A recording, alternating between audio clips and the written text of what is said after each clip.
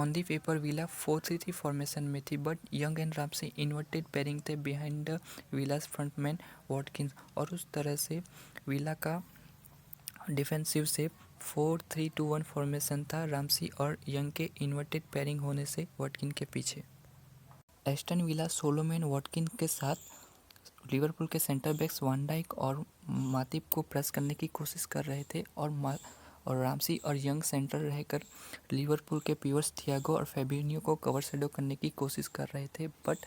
Aston villa Solomon Watkins के साथ press करने में कंफर्टेबल नहीं लग रही थी, क्योंकि वॉटकिंस 2v1 था, डार्विन 2v1 था against Matip and Van Dyke.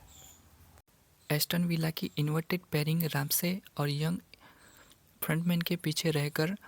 Liverpool के पिवट्स थियागो और फैबिनो को कवर शेडो कर रहे थे। रामसे और यंग सेंट्रली काफ़ी कॉम्पैक्ट और नैरो थे, और उसकी वजह से लिवरपूल सेंट्रली बॉल प्रोग्रेशन नहीं कर पा रही थी, क्योंकि रामसे और यंग लिवरपूल के पिवट्स थियागो और फैबिनो की पासिंग लेन को कट कर रहे थे, और लिवरपूल सेंट्रली बॉल प्रोग्रेशन नहीं कर पा रही थी रामसे और यंग के कॉम्पैक्ट रहने से। एस्टन विला के on the paper wingers young और रामसे, या फिर कहे तो इन्वर्टेड पेयरिंग रामसे और यंग की, वो काफ़ी सेंट्रल और नैरो होने की वजह से लिवरपूल के फुल बैक्स रॉबर्टसन और Trent Alexander Arnold high push कर रहे थे, क्योंकि जो ऑन दी पेपर विंगर्स थे रामसे और यंग वो इन्वर्ट हो चुके थे और वो सेंट्रली ऑपरेट कर रहे थे, और उसकी वजह से रॉबर्टसन और Trent Alexander Arnold high push कर रहे थे, क्योंकि उन्हें वाइड जोन में कोई मार्क नहीं कर रहा था। और जो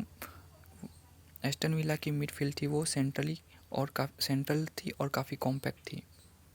एस्टन विला की मिडफील्ड सेंट्रल और कॉम्पैक्ट होने की वजह से जब लिवरपूल के सेंटर बैक्स मातिब और वान डाइक बॉल स्विच कर रहे थे फ्लैंक पर, तब फुल बैक्स रॉबर्टसन और Trent Alexander Arnold easily ball receive कर सकते थे, क्योंकि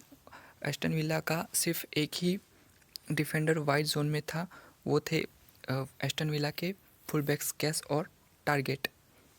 मैच के शुरुआत में रामसे और यंग सेंटर रहकर लिवरपूल के पिवट्स थियागो और फैबिनो की पासिंग लाइन कट कर रहे थे, बट उसका आंसर भी था यर्गन क्लॉप के पास। थियागो और Fabinho later in the game split हो गए थे, और रामसे और यंग उनके जो पासिंग लाइन थे वो कट नहीं कर पा रहे थे, और फैबिनो और थियागो इजीली बॉल रिसीव कर सकते थे, क्योंकि वो later in the game split हो गए थे। हेंडरसन की positioning in between the line और वाइड जोन में थी। हेंडरसन वाइड जोन में जाकर राइट हैंड साइड ओवरलोड कर रहा था,